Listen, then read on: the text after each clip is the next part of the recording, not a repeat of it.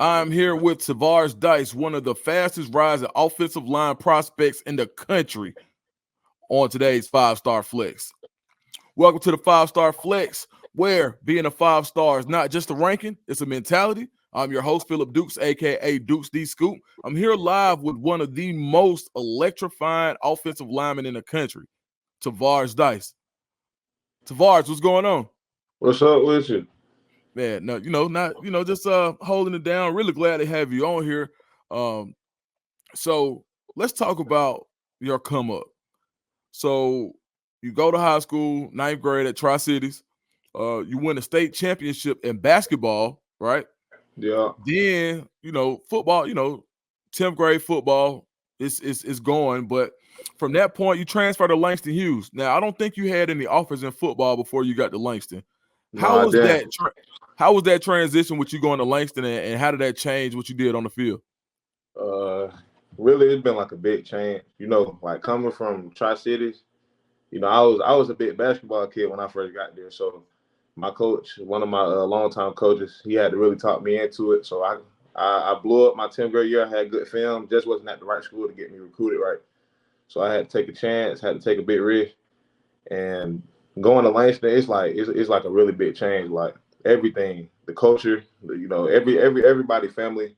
We might have a tough year last year, but like the way they like develop me, all them coaches, like they're there to help. Like they're really gonna help you be better at the next level and like really on and off the field. So that's like one big thing. Like besides all the football things, they're gonna help you like be a better man. They want you to go like to big places. Besides, like, you got some players can go to college, they just come back, just live at the school. They want you to really be a developed player and like, go up there, go to your college and like make big things happen for yourself. No, that's good to hear. So when I hear you talk about family, I think about like how we from the same area, like College Park. So actually, shout out to Atlantic brand. You feel me? But so being from College Park, we all like it's almost like everybody here is family. Yeah. What does it mean for you being the next great offensive lineman from College Park? Man, it really means a lot because like a lot of people don't get the chance I got. I got a lot of people in my neighborhood that look up to me, and seeing them, I was just like that a few years ago. So the stand where I'm at now, that it like shows like all the hard work and dedication I had to put in. A lot of like where we from, like a lot of folks, they not like they mindset not on the right thing most of the time. So, me just keeping my head straight, not listening to everybody, listening to the right people, just grinding every day, putting in work. Now, just like staying humble with everything I got, no matter what I get, I'm always stay humble with anything I got. Now, when you got to Langston, one of the people that made your transition smoother was offensive lineman Dontrell Glover. Yeah. Talk about your relationship with Donnie and how he helped you kind of get acclimated to Langston.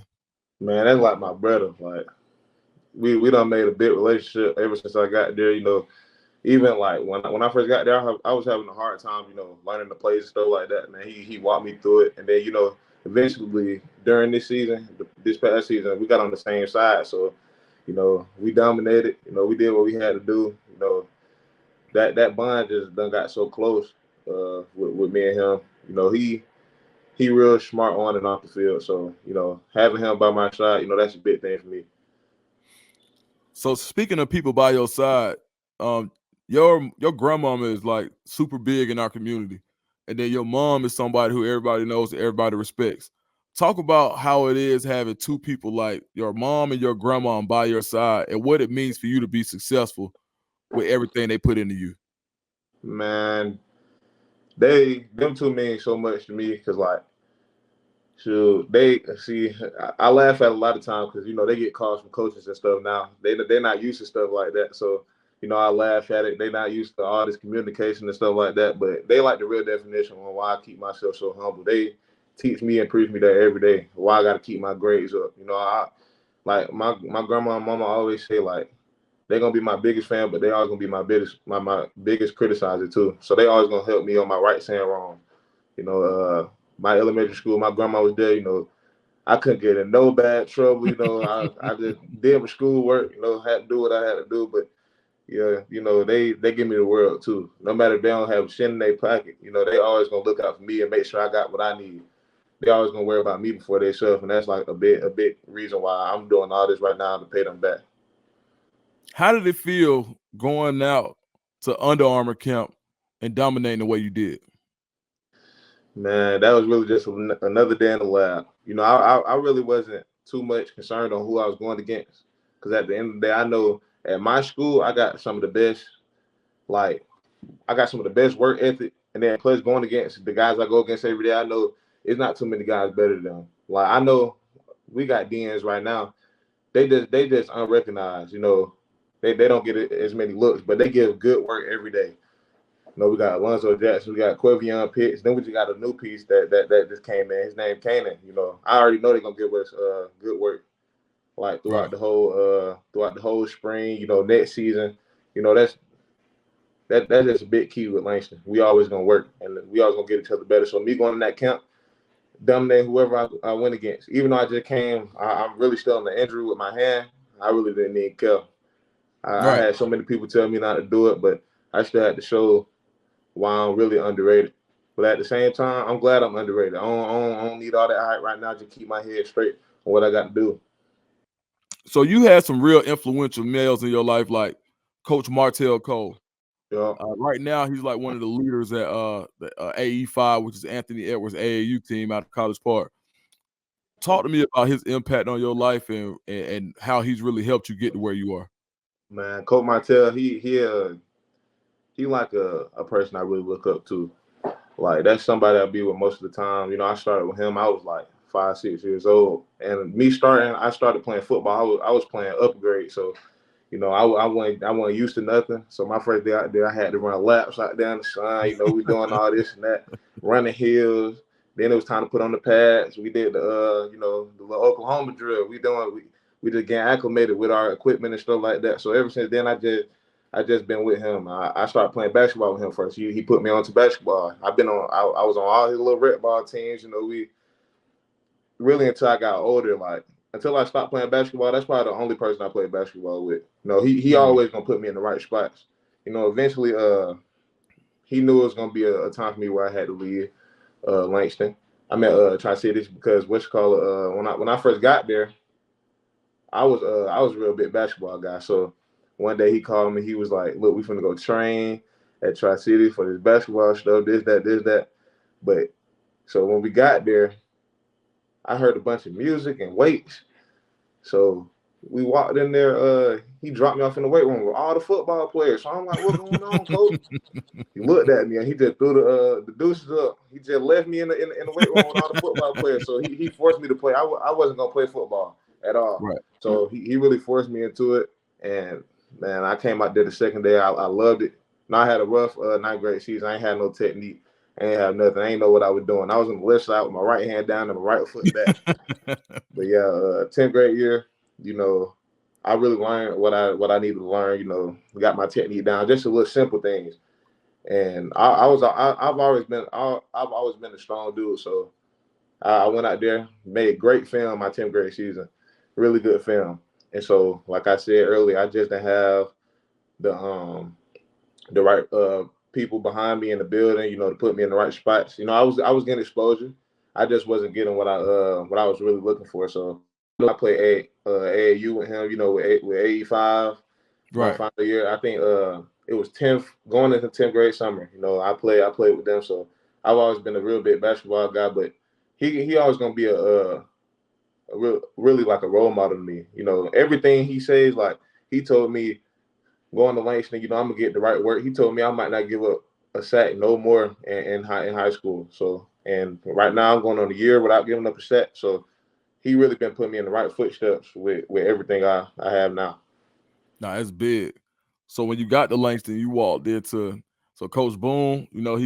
He's serious about what he's serious about. Oh yeah, but for sure. Even more particular, you had Big Mike, Coach Mike, and Coach O, Larry And Owen. Coach Rock. We got Coach Rock too. Yeah, Coach Rock. You're right. Talk to me about the coaches when you got there and what they've been able to do. Man, You know, you got Coach Rock, the technician. You got Coach Mike, he a technician too. You know, both big time players in college.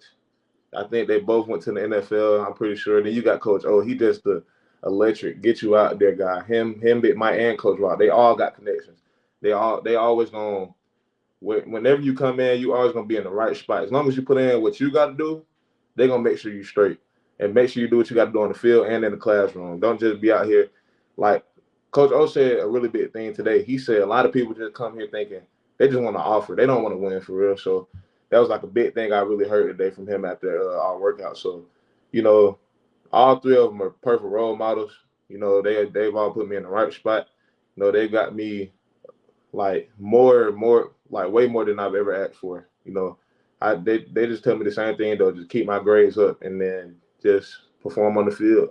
Show everybody what they missing. There we go. All right, so before we get into your top schools, how did you get the nickname Biggs? Man, back to Coach Martell. It was during COVID. So you know, you got the College Park court out there in downtown College Park, you know, Right. with the field and stuff like that. But you know, they just made it like a little CP court with the Hawks and stuff like that. So we was out there during COVID. Coach Martell was still having AAU going on, AAU practice outside. So we out there, and you know, you got local people around. They trying to play basketball, but you know, Coach Martell, he clearing out the courts, making everybody just get off the court behind the gates and stuff like that. So right, we having open runs, and then it was just a group of people outside the gate. Every time I catch the ball, big, big. And at first I ain't like it though. I ain't like it. I scolded him like, oh yeah, big, let go, big. Stuff like that. So I ain't like it at first, but then we kept coming out there, and them same group of people was out there every day we went. They just kept calling me the same name. So ever since then I just ran with it. And that was like that was 8th grade year. Man, that's crazy. Like, and the magic that goes on over there, man. Like, really, that's where everybody started calling me Dukes for real. Like over there, right on the field, over that Bill Badger field. Like, you know, you touch the ball, Dukes. Like that. I already know. They did me the same way. You don't even get to pick your nickname over here. That's what I'm saying. Look, I know you got 5 schools you like a lot. You like a lot that you told me. So these are, I guess, would you like, I guess, like an unofficial top 5, but these are 5 schools you said you want to talk about. Yeah. All right, so let's start with Florida. What you like about Florida? Man, their coaching style, really, and like the culture and the family, like with everything, you know, they got a group of offensive line coaches, so there's really no way you're not working over there. You know, you got to put in hard work. If you got that much help around you and you're not like using it to get your tools and your bag and your technique right, what are you doing? There's no reason for you to be there then. So, you know, that's one thing I like about them. I can see that they're trying to change their program too. Like they're making a big change. So yeah, that's what I like about Florida. All right. What about Florida State? Florida State, Coach Atkins, you know, he's been the guy ever since I got to Langston, you know, my 10th grade year. He's you know, he always stayed in contact, and like he's a real guy. He's one of those players. I mean, he's one of those coaches where he's just not gonna put just because you're older, that doesn't mean you're gonna play. If he got somebody younger and like he really like that, he gonna put you on the field. He gonna give you some time. You might not start, but you definitely gonna play in the moments he needs you. Okay, let's talk about. Matter of fact, when are you going to Florida State? This weekend actually. I'm gonna leave out tomorrow. Okay. All right. What about Missouri? Missouri, same thing. Coach Jones, and like really, what I saw with like the film they put on the field this year, you know, they're like a really big top 25 school. So, you know, they've always been the top 10 school for the past, I think, year or two. Mm-hmm. So they won their bowl game, you know, and then plus Coach Jones, the offensive line coach, I see like the technique he's giving his guys, like doing run blocks, you know, pass game, run game, you know, them guys are getting movement and they're able to run the ball. So that's one thing I like about them. All right, let's talk about Miami. Also, Coach Mirabal, it's like, and Coach Cristobal, you know, I feel like Coach Cristobal, he's a big offensive line guy. And Coach Mirabal, you know, he's been in it for a long time too with Coach Cristobal. And, you know, I've heard a lot of good things about Coach Mirabal. And, you know, him and Coach Cristobal came down to the school, you know, had a good talk me, my mom, and my grandma, and Coach Boone. So, you know, hearing that and them making the time to come see me. So let me ask you this: when you going to Miami? Most likely, I'm gonna say the 22nd of this month through the 24th. You know, we're gonna make that happen. I'm gonna go check them out. Okay. And Auburn. Man, I done been to Auburn like 5, 6 times. You know, and that's really because they're like it's like I don't know. At one point in time, I just couldn't get tired of Auburn. You know, it's everything is just I don't know. Everything is family wise. They treat you like family. You're not even committed there yet. You know, they always gonna treat you right. Everybody around you, their fan base is crazy. You know, things like that. But now I feel like I got some contenders now that they're trying to compete for that spot too, for that first place spot. So you know, Auburn, they're number one for me right now, but it's a lot of schools that's trying to take that spot from them right now. You know, I'm getting a lot of big calls from different places. So do you think like your commitment date? I think it was like supposed to be like end of March. Are you still gonna try to commit end of March, or like what's the plan there? I think I'm moved up to April because like I just said, I'm getting a lot of big calls. You know, everybody trying to take that spot. Everybody competing now. So I feel like after that camp, it really helped me a lot because like now people really seeing like, oh yeah, How much you he weight now?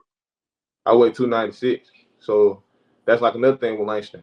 When I first got to Langston, I had just got off the basketball season. I was 270. So this past season, I done gained muscle, like a lot of muscle. So I weigh 296 now. You know, that's a big change. I done gained 26 pounds, and it's just not no little boy weight. It's just not no fat weight. This actual muscle.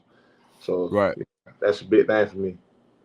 So the school that you do commit to, what's going to be the most important thing they do to make sure that you sign with them? Really, I want to know that you can develop me. Like besides football, I want to make sure I can go there, have a career after all this football stuff. You know, football doesn't last forever. You know, it's gonna be the game you love forever. But I want to know that me and my family gonna be straight for like before anything. My family come first. My family and God come first with everything. So at the end of the day, I want to go somewhere I'm gonna be developed, try to make it to the league. You know, and I'm trying to get on that field early. So a lot of things people tell me like, "Oh, you don't want to go to Georgia, Alabama." I'm not looking for all that. I'm looking for somewhere I can go. I can help out the team. I don't want to go nowhere where you already got all these pieces and this piece right here. So I'm not doing all that. I'm trying to get on that field. You know, I'm trying to get accolades from an early start as a freshman, all American. I'm trying to get all that. So that's like a big thing for me. All right. Tavaris Dice. Where can everybody find you on social media? At 404.bids. That's where you can find me at. And I got Twitter too, at Dice Tavares. All right, man. Man, it's been a pleasure, man. I appreciate it, man. Have fun this weekend. You know I got you.